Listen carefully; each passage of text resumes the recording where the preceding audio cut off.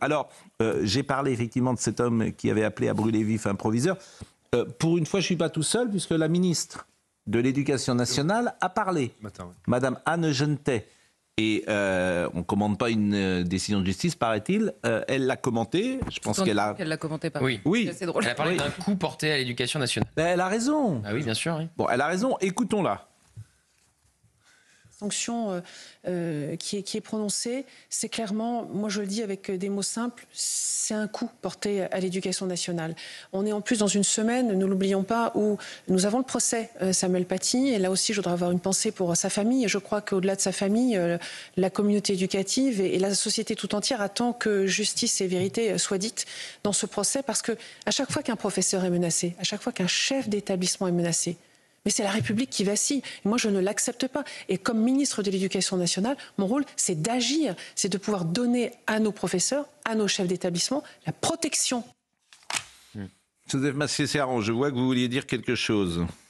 Bah, écoutez, cet élément justement sur le stage de citoyenneté, je suis allé voir quand même par curiosité ce que l'on entend par stage de citoyenneté aussi. Et là, très franchement, on n'est pas déçu lorsqu'on lit qu'est-ce que recouvre le stage de citoyenneté. Stage de citoyenneté, vous êtes en effet dans une sorte de centre de formation où vous allez apprendre les b.a.-ba du vivre ensemble. C'est une loi, pourquoi j'insiste là-dessus, c'est une loi qui a été créée en 2004. C'était le gouvernement Raffarin, donc gouvernement de droite, je précise, et que cette loi, je donne juste l'intitulé, visait, c'est une loi portant adaptation de la justice aux évolutions de la criminalité. Mais, je veux dire, c'est une loi, c'est bidon. Voilà. Et puis tout le monde le sait, tout le monde le comprend, ça fait rire tout le monde, c'est n'importe quoi. Je reprends juste, c'est la justice qui doit prendre en compte les évolutions de la criminalité. Ce n'est pas la justice qui doit sanctionner la criminalité. Enfin, tout est dans cette loi de 2004. Mais tout ça est bidon. Évidemment que tout ça est bidon et que ça date de 2004, ça montre aussi tout ce qui s'est passé depuis 50 ans en France. Vous faites un stage de citoyenneté, tout ça est grotesque. Vous savez, voilà. Pardonnez-moi, mais... Par contre, les enseignants ne sont absolument pas protégés. Anne Genetet dit je dois les protéger. Ils ne sont absolument pas protégés. Voilà. Et l'enseignante qui était giflée il y a un mois à Tourcoing pour avoir demandé à une élève de retirer son voile. Alors, Anne Genetet, elle a fait cette fameuse phrase aussi, le pas de vague c'est terminé, que chaque ministre de l'Éducation prononce, le pas de vague c'est absolument pas terminé. Qui dit prof qui bouge face à l'islamisme, dit prof menacé, dit prof en train d'anticiper, ou dit prof qui quitte son établissement scolaire. Vous savez, c'est toujours comme ça que ça se passe. Mais ce sont les juges qui devraient faire un stage de citoyenneté. Oui, mais faut comme il faut tout changer, faire un stage de citoyenneté. Comme il faut tout changer, que personne ne changera rien, ça continuera. Qu'est-ce qu'il faudrait faire, par exemple? Ça serait très très simple. Faire des peines planchées, vous menacez un prof, 10 jours de prison ferme immédiat. Vous écrivez... Là, c'est pas n'importe quelle menace, hein. Oui, brûler vif. Mais bien sûr. Brûler vif. Bien sûr. C'est ça.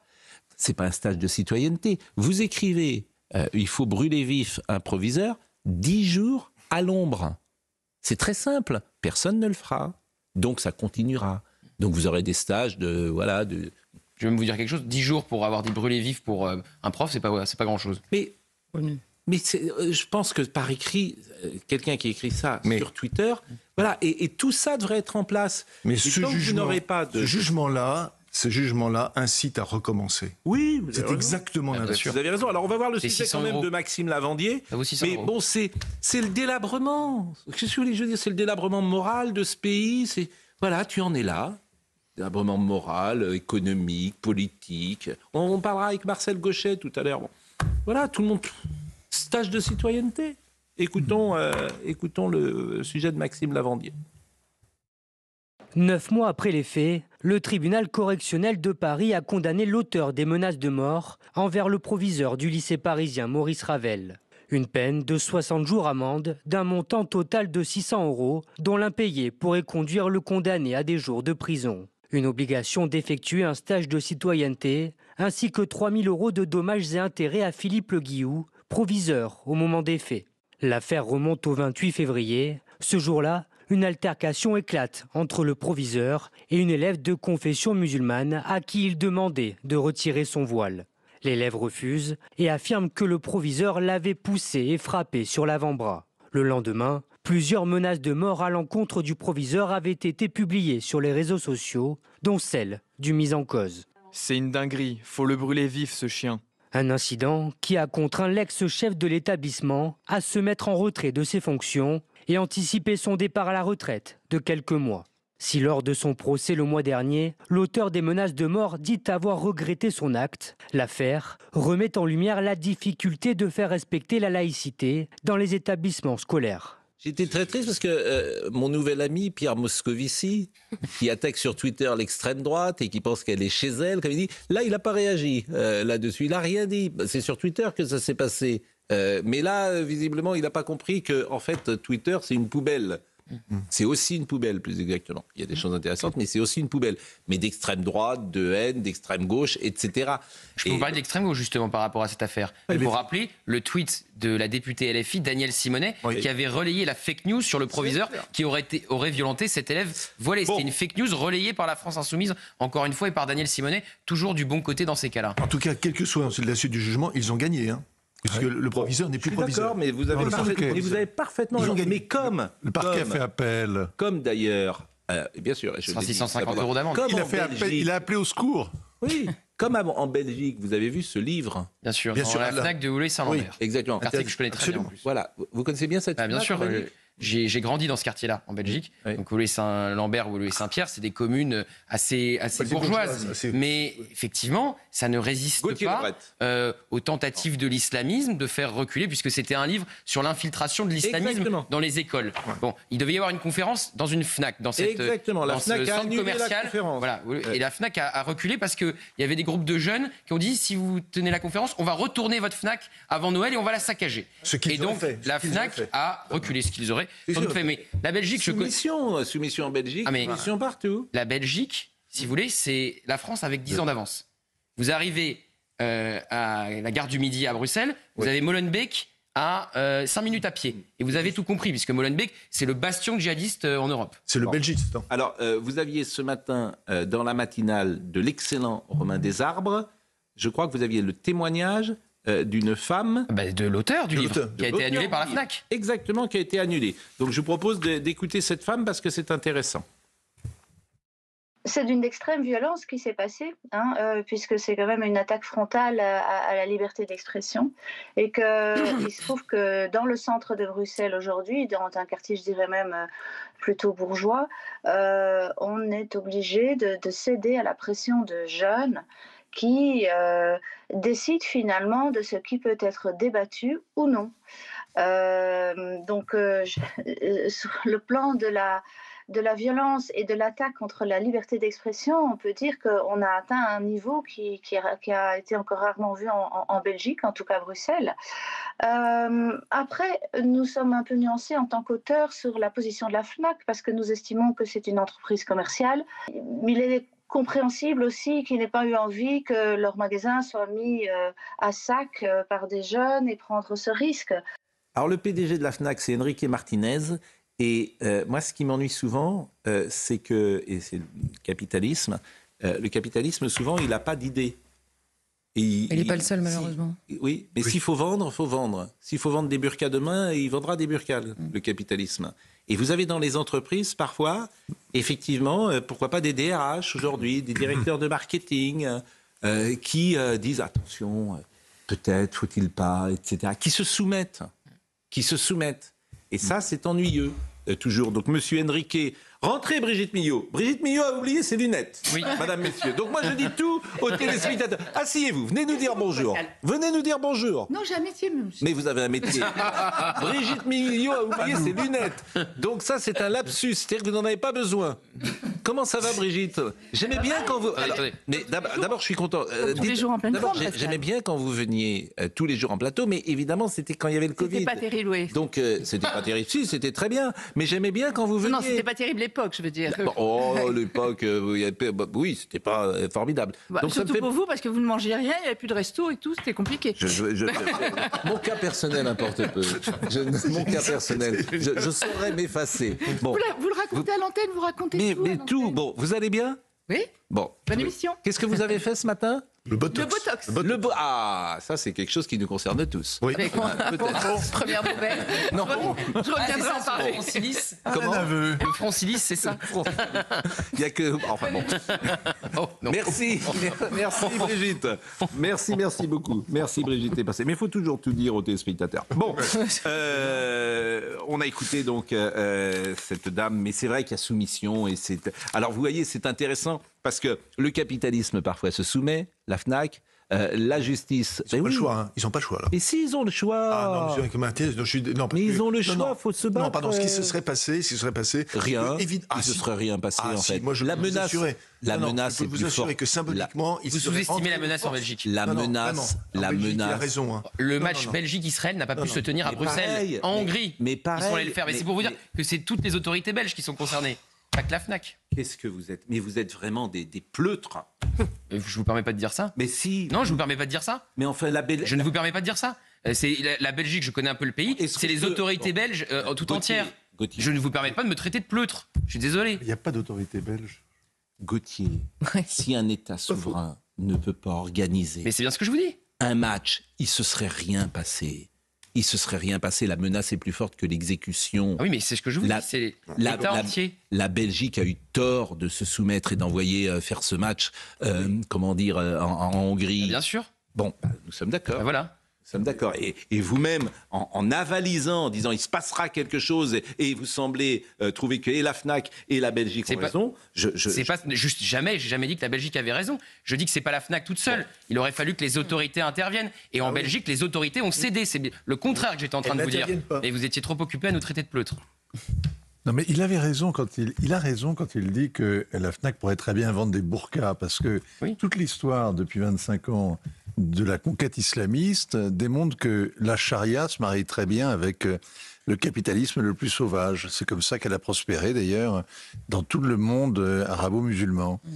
C'est ça que je veux vous dire, évidemment, et que vous semblez ne pas comprendre. Voyez ce sujet à Grenoble. À Grenoble, parce que c'est intéressant. Alors évidemment, ce n'est pas qu'un fait divers, là encore, et c'est pourquoi je vous propose de voir ce sujet, parce que ça se multiplie, et c'est pas un hasard, sans doute, si ça s'appelle à Grenoble, si ça se passe à Grenoble. Laurent, 54 ans, habitant de Grenoble, dimanche, il se promène à vélo, 2 individus à scooter, cagoulés, se jettent sur lui, le roue de cou, le jettent au sol, et emportent son vélo, un vélo à 5 000 €. Laurent est traumatisé, il a évidemment témoigné, et je vous propose de voir ce sujet de Tony Pitaro.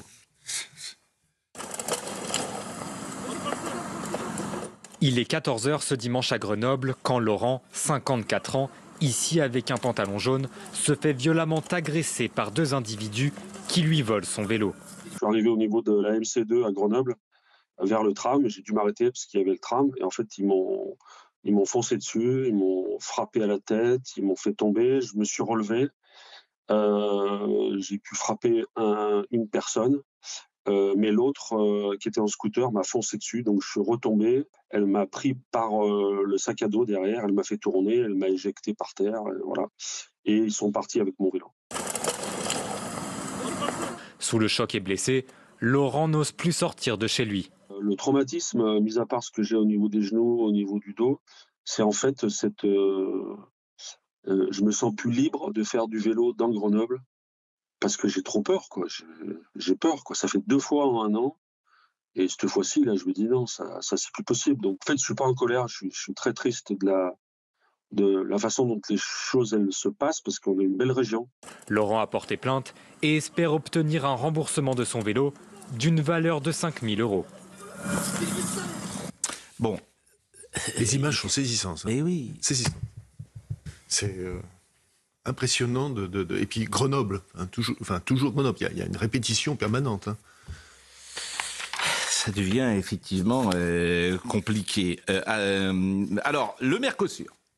Ah, ça.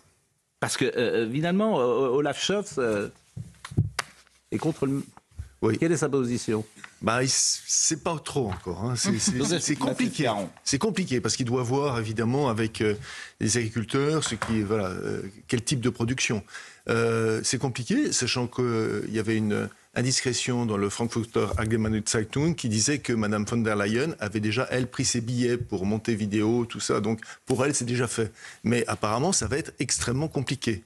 Mais heureusement, nous allons avoir peut-être le renfort de la Hongrie, de la Pologne, de tous ces pays qui généralement sont mis à l'index pour dire non au Mercosur. Sachant que le Mercosur, c'est quand même une sorte, pardonnez-moi, hein, c'est une sorte de string idéologique, hein, parce que la réalité sur le Mercosur, c'est que ça sert évidemment à cacher des décennies et des décennies de n'importe quoi dans le domaine de l'agriculture et de l'agriculture française. Et puis aussi, il y a un autre élément, c'est qu'il y a une compétition aussi, il faut le dire, hein, il y a une compétition syndicale qui s'est ouverte sur ce sujet. C'est-à-dire ? Il y a une compétition d'un côté entre la FNSEA et d'un autre côté entre les comités d'agriculteurs. Il y a une sorte de compétition. On voit un jeu. La FNSEA, pardonnez-moi, on a l'impression, si vous aviez un représentant de la coordination rurale, il vous expliquerait, et ils ont raison, que vous avez l'impression que la FNSEA est en train de monter cela artificiellement pour faire oublier un certain nombre de problèmes. Également. Qui sont plus importants que le Mercosur. Qui sont beaucoup plus importants. Il y a par exemple, parce qu'on dit souvent, Gabriel Attal a résolu en gros 67% des promesses qu'il avait faites. Mais il faut regarder ce qu'elles sont les 67%. Par exemple, il n'y a pas la question qui est essentielle pour les petites exploitations, qui est celle de la transmission. Ça, vous ne l'avez pas. En tout cas, la France est isolée. Même si Emmanuel Macron a dit le contraire. Non, elle n'est pas isolée, justement. Elle est en train de... Elle cherche. Il y a l'Italie aussi. Un jour, il faudra faire le bilan, effectivement, de l'amitié franco-allemande, en tout cas de ce couple mortifère. Hein, ça nous coûte cher, quand même, l'amitié avec... Et oui, le moteur franco-allemand. Oui, le moteur, il est en panne depuis très longtemps, il est démonté, il est au fond du garage. Hein. Il y a l'Allemagne, Rennes, il y a Bruxelles. Et par contre, chez elle, c'est un peu l'effondrement. Alors, on n'a pas des intérêts convergents. Mais depuis 2007, depuis le traité de Lisbonne, vous savez que les décisions se prennent à la majorité qualifiée. Donc, si les Italiens... Le paradoxe que relevait ce matin sur Europe 1 notre confrère du Figaro, Alexis Brézet, c'est qu'on voit une alliance aujourd'hui entre la France et puis les pays souverainistes en Europe. Mais si les Italiens tiennent... le coup, on bloquera l'accord promu par la Commission et visiblement par l'Allemagne. Voilà. Et on a écouté tout à l'heure le président Macron. Je vous propose de le réécouter sur cet aspect des choses et vous me direz si son analyse est bonne. Depuis plusieurs mois, plusieurs années, on travaille. Et donc on réunit, on rassemble. Et on aime toujours, nous, écrire que les Français sont isolés. Mais on n'est pas isolés. D'abord, je veux travailler avec tous ceux qui ont les mêmes préoccupations que nous, qui sont légitimes. On continue à avoir des intérêts, on ne veut pas se fermer. Donc, nous, on veut protéger notre agriculture. On a une agriculture de qualité qui a fait beaucoup d'efforts. On veut faire la même chose que ce qu'on a fait sur d'autres traités. Et moi, je pense qu'il faut repenser la relation avec cette sous-région, soit le Mercosur, soit peut-être le Brésil, parce que je comprends que l'Argentine n'a peut-être pas envie de le faire dans un cadre régional. Bon, on va marquer sans doute une pause parce qu'il est déjà 9h21, sauf si vous voulez réagir. Il fait un temps magnifique à Rio, vous avez vu. C'est ça. C'est pour ça que maintenant... C'est le début du printemps. Quelle chance. Le début du printemps à Rio. C'est merveilleux. C'est le début du printemps surtout lorsque j'entends ce carillon pour début du printemps pour notre ami Thomas Hill.